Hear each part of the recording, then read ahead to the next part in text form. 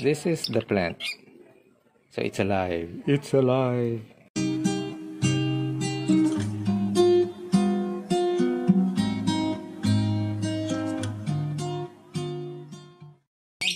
Ayan. Good morning mga Simpleng Hardin. We're back. Naglilinis. So, ito yung maraming tanong ang ating mga viewers. So, a lot of you are asking how is the Philodendron which came in by courier is doing. So, this is the plant. So, it's alive. It's alive. Inano ko yan sa water. Pinutol-putol ko. Tsaka ko water therapy. Tapos ito naman, dalawang klase kasing ginawa ko. So, yung tinanim ko sa na may coco peat. Ayun, nagkakaroon na siya. Ano ito? What's this? Hindi ko alam. So, yun o. Nagkakaroon na siya. Ayun. No. There are tiny shoots coming out. So guys, if you remember, we ordered this online, and there was a hitch in delivery because we weren't informed by the courier that it had arrived. So it took several days, maybe a week, before we had the chance to. We actually went there to ask if it already arrived. More than 5 days. More than 5 days. And once after we picked it up, we finally received the text message that, hey, your package is ready to be picked up. So that was funny because we already had it. Yes. Well, anyway, those are the risks of ordering online, and fortunately it's still alive. We were thinking, actually we wanted to order Philodendron mycans, but unfortunately we're not sure if this is mycans. Mycans nga ba yan? We're not sure. Pero kamukha naman siya. Yeah, it looks, but it's giant. It has giant leaves. Kasi nung dumating sa atin, ang laki ng leaves niya. Hindi ko alam kung ganun nga talaga siya. Yeah. So, ito yung pinutol-putol ko. Pinagay ko sa water. After a month. Yeah. This took a month to grow. Tagal. So, let's show them the other cuttings. Cuttings. Ito yung isa. There's another one. Yan. Oh, look. Also a new shoot. By the way, guys, I'd like to credit by Jay. By Jay had been asking about this, and actually he wasn't the only one asking about this. And now guys, you see that it's alive. It's alive. Sabi nga ni Frankenstein, it's alive. And we have more than one now. Dami na siya. Pinutol-putol ko siya. Okay, so I also like to update you on our bird's nest fern which got burned. Where is it? Ayun na, yaayos ko. Okay, so these are our bird's nest ferns that got burned by too much heat.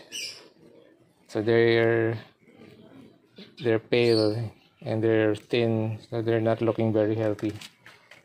And we transferred these two over here, but it turned out that this area is also very hot. It receives too much sunlight. So we're going to relocate these two. Where are you going to put this? Hanapan ko pa. Nag-aayos ako ng kasi diba pinaayos ko tong area na to. Yes, maybe we should put it here underneath the bird cage. Or maybe here near the faucet. I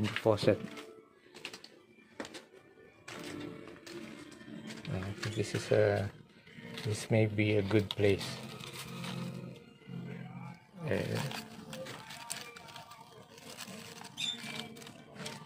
Let me put it on this pizza box first. Alright, so here's the other bird's nest fern. I'm going to take this to a much more humid area here near the faucet. Yeah, let me just put it beside the other one on this pizza box. Okay, by J. So ito yung aming bird's nest ferns. So buhay pa sila. So, and thanks to your advice, we're going to transfer this to a more shaded place, a more shady area. Okay, so these two plants are also being relocated. Look, this is interesting. We've got new shoots from our ZZ plant. So, see those cute shoots? Spiral shoots. ZZ plant. What happened to your epicea? Oo nga eh. It's got too much sunlight, I think. Pinilipat ko siya dyan. This is a favorite of Aling Shaleni. Kaya nga. Look what happened. So this is what happens when epicea plants get too much heat. So a lot of our plants have suffered because of the heat of the sun, the summer sun. Ano gagawin mo? Ire-repat ko. Oo nga. Ire-repat ko. Oo nga. Ang ganda-ganda nito dati. Pati na lang propagate ako niyan. Yung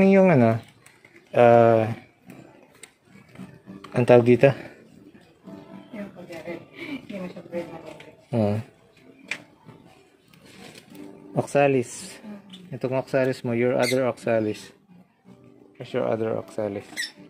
Okay guys, you see this plant? I failed to notice it because it has practically no more leaves except for this one, the last. So it's still alive, but it's lost a lot of leaves. So we're thinking maybe that it's still rooting. And hopefully it will survive. So we're thinking that this is a cutting that's still rooting. Well, definitely it's still alive. Hopefully it will live. But it's drying up. But if it's going to, sabi niya may ugat na, pero if it's going to grow something feeling ko hindi. Similar to this one, if it's going to grow similar to this one, then that's good, because this also came from a small cutting, and now look at it. It's very lush now. Hindi ka nakapagdilig kahapon, kaya look what happened to our coleus plants.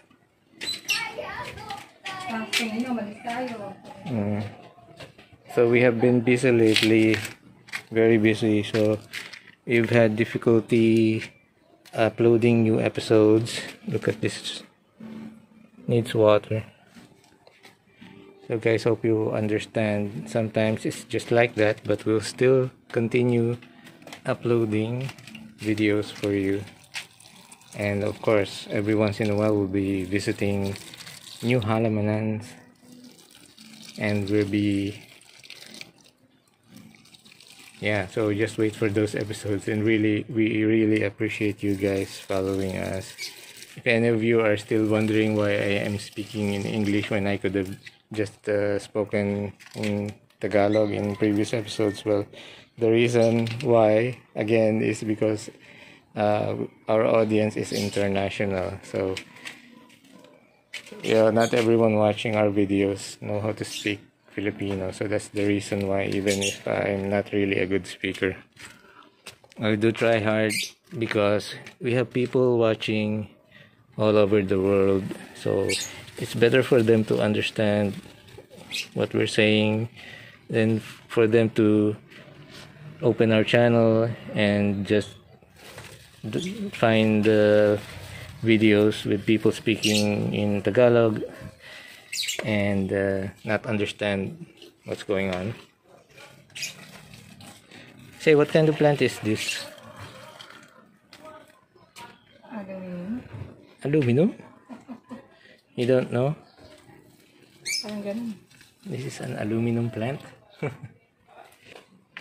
Yeah guys, so I'm just asking for your understanding, and really do appreciate your watching our videos.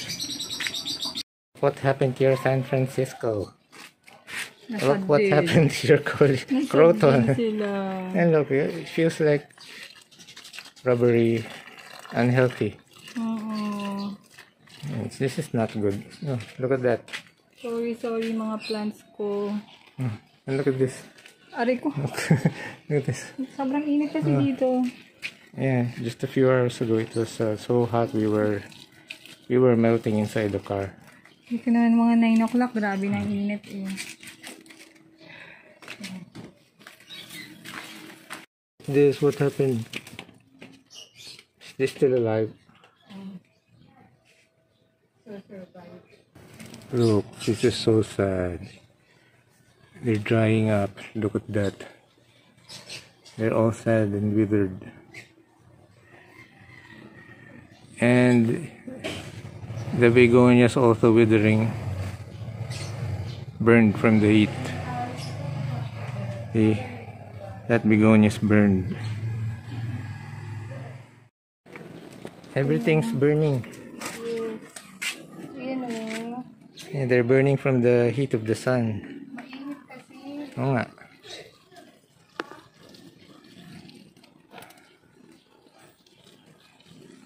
Look at this. I think the heat of the sun is doing this turtle vine good because it's now turning pink. But not for this turtle vine. This needs water. Uhaw. And the sun seems to be friends with your yellow bell plant. See, look at this yellow bell plant. It's very lush, full of flowers. It likes the sun. It likes the warm sun, the hot sun. And let's check out our ternate plant. Okay, I'm regularly harvesting the flowers so I can make them into a tea. See the ternate flower. Halika dito. The spider plant seems doing well. Seems to be doing well. No? Oo, yung ano lang, yung grasshopper kasi ang kulit. Ayan, may baby. Oh, yun, baby spider plant. Basta pag didiligan nyo si spider plant, huwag nyong babasain ang dahon. Okay. Ayaw niya. Doesn't want. Sabi ni Romaso. Kay Romas. Shout out kay Romaso.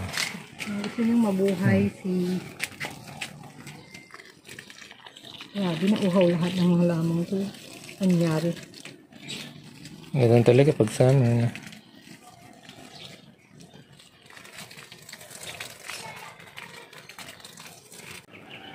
Pero itong mga collies mo dito, itong mga mayana mo dito, mukhang okay lang. Kasi nakadirect sila sa lupa. So if your mayana plants are directly planted into the soil, Oo, they're not too much affected by the heat of the sun. Kahit na hindi ko nadidiligan eh. Oh, and look at that. Your white butterfly plant is doing well. There, see? It's doing very well in the heat. Buti buhay pa yan. Mayana mong maliliit dyan. No? Ay no, yung dwarf mayana plants mo. Ito? Oo. Parang they're heat resistant. Oo, pero ano pa rin, nag-fade yung kulay ng ano nila. Sa sun? Oo, ayun o, may iba. Oo nga. Pero di ba pag exposed sila sa sun, mas brighter yung colors nila. Pero ito is faded. Iba talaga yung response nila sa sun, ano? Depende sa mayana talaga. Yung mayanang makakapalang dahon, So this is kaya nila init. dwarf mayana. So it doesn't seem to be too much affected by the heat of the sun, but its colors have faded for some reason. Your Homalomena seems also burned because look at the leaf edges, they're yellow. And even your desert rose seems to be, oh, these are doing fine. This is a flower. Siya yung natutuwa ngayon. Desert rose plants like the sun, adenium. Ito, this looks sad. This looks sad. And slim. Syngonium ko to. Kumakapal na siya. Di ba itong white butterfly syngonium din? Pero hindi white yung underside, no? Green. Green yung underside, no? Itong ephesia mo dito, they seem to be doing well. Lipat ko sila dyan. So they like it here. Ayaw niya sa sal. Ito, tea plant, no? Your tea plant is withering, no? Meron talagang mahirap palingain. Ito, yung begonia mo dito, seems okay. No? Itong begonia mo dito, it's okay. It's doing okay. It even has a flower. Mas lalo doon sa kabila. Mas gusto talaga nila yung medyo humid and crowded. Doon sa kabila. Ito, tingnan mo, nagdoble-doble na itong iyong, ano ba tawag dito? Fortune plant. It's becoming a giant. Maybe we should get rid of it. You wanna get rid of it? You wanna get rid of this? Puputulin ko? It's got maybe 3 branches. 4 yun. 4. Makapal na nga eh. Gusto ko nga putulin yung banda dun sa may harap kasi nandiyan pa na yung bacularis. Ang tagal na yun eh. It's alive. It's alive. Wala mo siya buhay mo. So wala akong maisip paglagyan. Okay. Dead plant. Look at this dead plant. What kind of plant was this? May mayana dito. Ano ginawa mo dito? Sa labas? Kasi naputol din. Ano bang klase ito? Ano yun? Ang tawag niya nito? Nina? Ang tawag niya, anong pangalan ni dun sa ID upload ni Melody's Mini Garden. Melody's Mini Garden. We keep forgetting, but we can refer to your upload regarding the name of this Mayana plant. Alabama Sunset? Parang ganun, sorry ka. Okay guys, so thank you for watching this episode. So pasensya na ulit kayo, hindi kami masyado nakapag-upload, and but don't worry, marami pang susunod. Madami talagang effect sa mga plants namin yung too much sun. Ayun, yung succulent. Mukhang tagumpay yata ako kay succulent. Sa iba. Ngayon pa lang naman yung dalawa. Ang laki ng lalagyan ng paso. Available ko eh. Usually these succulents are planted in dish gardens, in dish pots. Ito na available. But these are big pots.